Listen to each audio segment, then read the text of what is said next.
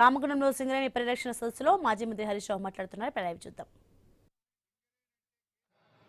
వాళ్ళు physical field visit చేసి ఏప్రిల్లో ఇచ్చిన ఆడిట్ కమిటీ రిపోర్టును యథావిధిగా బయట పెట్టండి. దొంగలు ఎవరో తేలిపోతుంది. బయట పెట్టు, ఎందుకు పెట్టలేవు? ఈ రకంగా అనేక విషయాలు జరుగుతూ ఉన్నాయి. నేను ఒకటే అడుగుతున్నా, ఈ బడే బై చోటే బైల బంధం ఏంది? 49% వాటా బీజేపీకి ఉంది కదా, కేంద్ర ప్రభుత్వానికి ఉంది కదా. మరి కిషన్ రెడ్డి గారే బొగ్గు మంత్రిగా ఉన్నాడు కదా. మరి కిషన్ రెడ్డి గారు ఎందుకు చర్య తీసుకుంటలేడు? మీ సెంట్రల్ గవర్నమెంట్ డైరెక్టర్లు సింగరేణి బోర్డులో 3 ఉన్నారు కదా, ఆ 3 గుడ్డిగా ఎందుకు సంతకాలు పెడుతున్నారు? మీ భాగస్వామ్యం ఏంది దీంట్లో? ఎందుకు కేంద్ర ప్రభుత్వం దీని మీద సెంట్రల్ విజిలెన్స్ ఎంక్వైరీ జరపడం లేదు? ఎందుకు సిబిఐ విచారణ జరపడం లేదు? ఈ కాంగ్రెస్ బీజేపీ మధ్య, ఈ రేవంత్ రెడ్డి బీజేపీ మధ్య ఉన్న ఆ అవినాభావ సంబంధం ఏందో బయట పెట్టాలని చెప్పి కూడా మేము డిమాండ్ చేస్తా ఉన్నాం. కిషన్ రెడ్డి గారు, మీకు రేవంత్ రెడ్డితో సంబంధం లేకపోతే దీని మీద విచారణకు ఆదేశించండి. అన్ని ఆధారాలు ఇవ్వడానికి మేము సిద్ధంగా ఉన్నాం. అన్ని రకాలుగా అన్ని విషయాలు బయట పెట్టడానికి మీరు వేసే సెంట్రల్ విజిలెన్స్ కు అన్ని ఇవ్వడానికి మేము సిద్ధంగా ఉన్నాం. పెట్టండి. సింగరేణిని కాపాడండి, కార్మికుల్ని కాపాడండి. ఈ సంస్థను అప్పుల ఊబిలో నుంచి బయటకు తీసుకురండి. ఈ సంస్థకు మరొక 2 మంచి ఓబీ బ్లాక్లు కేటాయించండి. మీరే బొగ్గు మంత్రి కదా, మీ చేతిలోనే ఉంది కదా. ఇంకో 2 మంచి ఓబీలు ఇవ్వండి. మంచి 2 బొగ్గుబాయిలు ఇవ్వండి పెద్దయి. కోల్ బ్లాక్స్ 2 అలాట్ చేయండి పెద్దయి. ఈ అవినీతి అంతా ఎంక్వైరీ చేసి, ఈ కట్టుదిట్టం చేసి, ఇప్పుడు కిషన్ రెడ్డి గారు కోల్ ఇండియా మీరే మంత్రి. కోల్ ఇండియాలో జిలెటిన్ స్టిక్స్ ఎంత కొంటున్నారు, సింగరేణిలో ఎంత కొంటున్నారు అంటే 5 నిమిషాల రిపోర్ట్ వస్తుంది కదా. దాని మీద అడగొచ్చు కదా, ఎందుకు అడుగుతలేరు? లేని బొగ్గును బొగ్గుబాయిల మీద స్టాక్ ఉందంటే ఉందా లేదా అని చూడాల్సిన బాధ్యత కేంద్ర ప్రభుత్వం నుంచి ఉన్న మీ డైరెక్టర్లకు లేదా?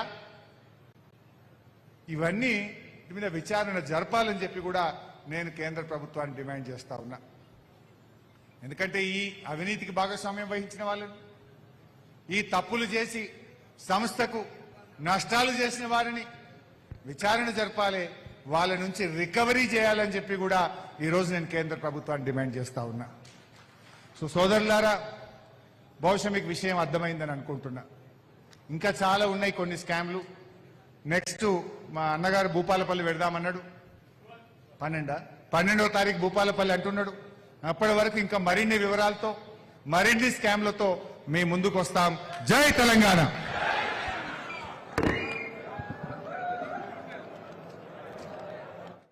ఈ కాంగ్రెస్ పాలనలో ఆ సింగరేణిని ప్రైవేట్ పరం చేసే కుట్రలు జరుగుతూ ఉన్నాయి. ఆ సింగరేణి ఈ కాంగ్రెస్ పాపాల పుణ్యమాని, కాంగ్రెస్ చేస్తున్న కుంభకోణాల పుణ్యమాని అది కుప్పకూలే ప్రమాదం ఏర్పడతా ఉంది. సింగరేణి అంటే కేసీఆర్ గారికి ఎంతో ప్రేమ. సింగరేణి అంటే ఏందో నాకు గాని, ఉద్యమంలో పాల్గొన్న కొప్పులీశ్వర్ లాంటి వారికి, చందర్ లాంటి వారికి అందరికీ మాకు బాగా తెలుసు. సకల జనుల సమ్మెలో ఆర్టీసీ బస్కపయ్యా నై చెలేగా అని ఆర్టీసీ కార్మికులు సమ్మెకి దిగినరు. బొగ్గు ముక్క ఎత్తేదే లేదని మా సింగరేణి కార్మికులు మొత్తం బొగ్గు ఉత్పత్తినే నిలిపివేస్తే ఢిల్లీలో ప్రధానమంత్రి చెప్పిండు మన్మోహన్ సింగ్, సింగరేణి బొగ్గు ఉత్పత్తి ఆగిపోయింది, రేపు కరెంట్ ఆగిపోయే ప్రమాదం ఉన్నది. ఎందుకంటే మన బొగ్గు అటు మహారాష్ట్రకు, ఇటు కర్ణాటకకు, ఇటు తెలంగాణకు, వివిధ రాష్ట్రాలకు, ఆంధ్రప్రదేశ్కు బొగ్గు సప్లై చేస్తాం. సకల జనుల సమ్మెలో మా కార్మికులు చేసిన పోరాటం దేశ ప్రధానిని కూడా కదిలించిన గొప్ప పోరాటం చేసినటువంటి కార్మికులు సంస్థ సింగరేణి. రేవంత్ రెడ్డికి మళ్ళా గెలిచేది లేదు, అది ఇలా అందరికీ అర్థమవుతుంది. ఎవరిని మాట్లాడినా ఒకటే అంటున్నారు, కాంగ్రెస్ పోవాలి, కేసీఆర్ రావాలి. ఇది ఇలా ప్రజలకు స్పష్టత వచ్చింది. సరే, ఆయనదేదో మేకపోతు గాంభీర్యం, మళ్ళా గెలుస్తా అంటుంటాడు. ఎందుకంటే ఈంత 2 ఏళ్ళని ఎవడు వినకుండా అవుతుండు. ఈంత 2 ఏళ్ళని ఆఫీసర్లు చేతులు ఉండాలని చెప్పి ఆయన ఆ రకంగా మాట్లాడుతూ ఉంటాడు. ఇప్పుడు మనకు అర్థమైతలేదా ఏ వర్గం ఉన్నది ఆయనతో మాట్లాడుతూ? అంటే బీఆర్ఎస్ కు ప్రతిపక్ష హోదా కూడా రానియా మళ్ళా తప్పకు అంటాడు. రాదు, మాకెందుకు ప్రతిపక్షం వస్తుంది? మేం పాలకపక్షం అవుతాం కదా, మేం ప్రతిపక్షంలో ఉండం, మేం పాలకపక్షం అవుతాం. డెఫినెట్ గా మాకు ప్రతిపక్ష హోదా కాదు, మాకు పాలకపక్ష హోదా వస్తుంది. రేవంత్ రెడ్డి, నీకు నీ కాంగ్రెస్ కు డిపాజిట్లు రాని పరిస్థితి ఏర్పడుతుంది. ఆ విషయం గుర్తుపెట్టుకో అని చెప్పి మనం చేస్తాం.